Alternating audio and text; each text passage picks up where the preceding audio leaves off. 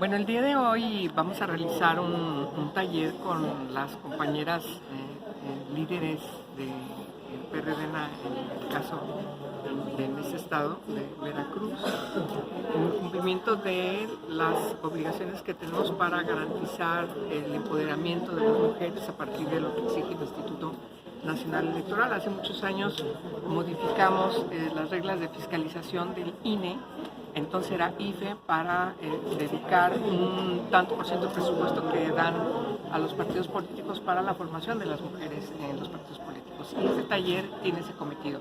Está cumpliendo con un precepto legal y, por supuesto, una regla de fiscalización también del INE que tenemos que garantizar.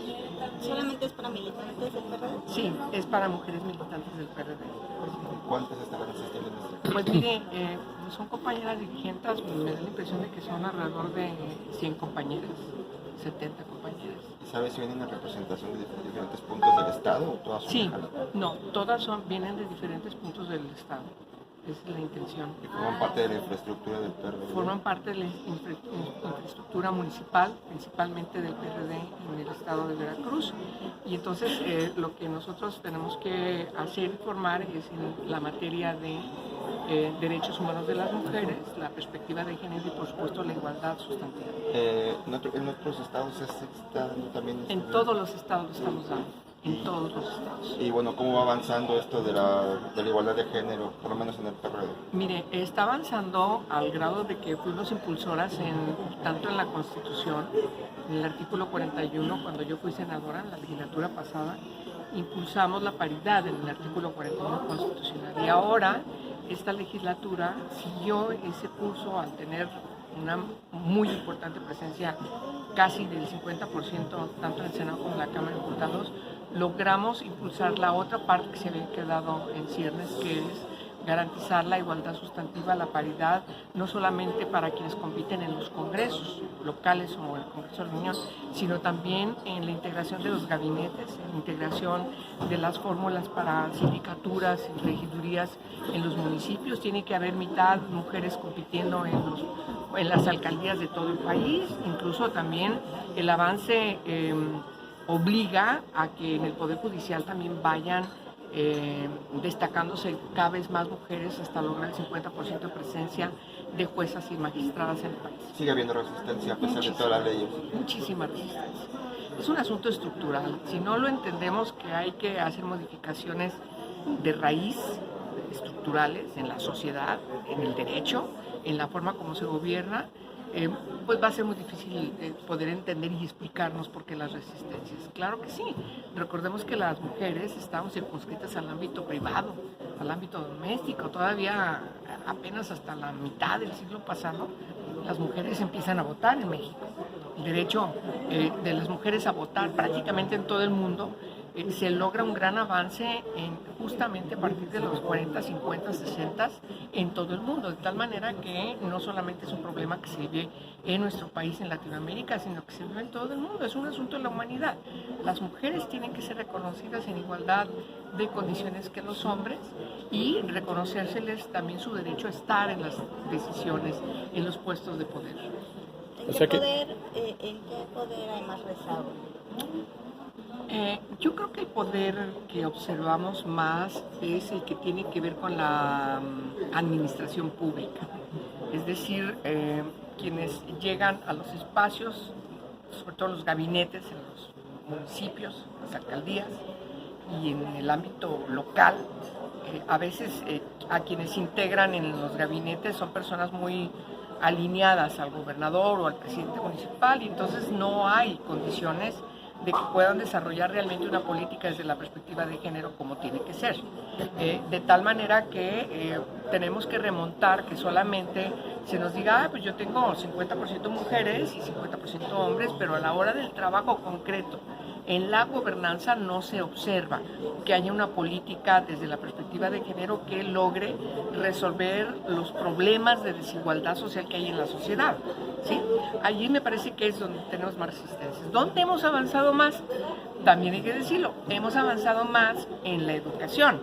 Hace 30 años la presencia de niñas era todavía muy pequeña respecto de la presencia de niños. Hoy, incluso en el ámbito de educación media, las que menos desertan, las que vemos una presencia mucho más allá del 50%, es precisamente en las adolescentes. Parece que esa parte la hemos avanzado mucho en el país, pero todavía necesitamos lograr que en otras áreas no haya discriminación contra las niñas por ser niñas, contra las adolescentes. En el derecho, las leyes, todavía hay un limbo jurídico para las adolescentes y, por supuesto, todos los problemas inherentes a la condición de ser mujer que todavía se viven. Por ejemplo, aquí en Veracruz es uno de los estados, es el primer estado con problemas de asesinatos contra mujeres. Nos preocupa muchísimo el feminicidio y más nos preocupa cuando el gobernador está dando respuestas como las que da. Antes las mataban más, o sea, antes era peor. ¿Qué es peor, no? Y entonces nos dice, se simulan las cifras. Los homicidios dolosos no son feminicidio. Yo le digo al revés. Lo que nosotros estamos investigando en toda la República es que las cifras que nos dicen de homicidios dolosos de mujeres, la inmensa mayoría no solamente lo son también feminicidios. Y entonces cifras de suicidios, de homicidios dolosos, de accidentes, está detrás en los estudios que han hecho distintas especialistas y académicas y por supuesto también Naciones Unidas, nos reflejan que efectivamente detrás de esas cifras hay ocultamiento del feminicidio. De tal manera que sí nos preocupa que Veracruz, y es una parte muy importante que vamos a hablar con las compañeras, que tiene que ver con la violencia de género. Y entonces, ¿qué hacer? ¿Cómo responder? ¿Cómo trabajar en el ámbito donde las compañeras se están desenvolviendo para seguir encabezando a las mujeres que luchan contra el feminicidio, pero sobre todo seguir insistiendo que se necesita? Es decir, hay que insistir mucho en las propuestas para lograr que se visibilice este problema en su magnitud, pero también se den respuestas. Los senadores del PAN tienen una propuesta para un juicio político contra el gobernador. Sí. ¿El PRD podría sumarse también? Yo esperaría que el PRD se sume, porque francamente yo he seguido los argumentos jurídicos que ha dado el Partido Acción Nacional contra este señor y me parece que son totalmente plausibles. Francamente, Veracruz, ustedes no se merecen este señor como gobernador.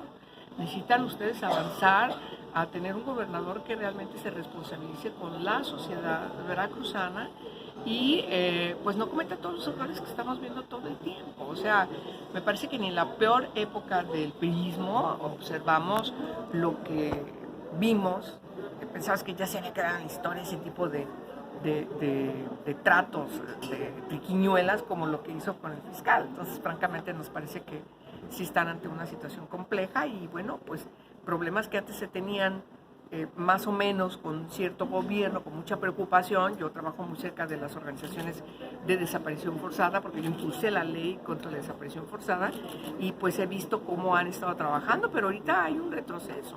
Sí. ¿Me recuerdas su nombre? Yo soy Angélica de la Peña. ¿Su cargo? Bueno, ahora yo pertenezco a una organización, una asociación civil, que es la Red de Investigadoras por la Vida y la Libertad de las Mujeres, y soy militante del PRD. ¿Fue ex senador? Sí, he sido senadora y he sido diputada 2 veces. ¿De qué estado? Por Aguascalientes.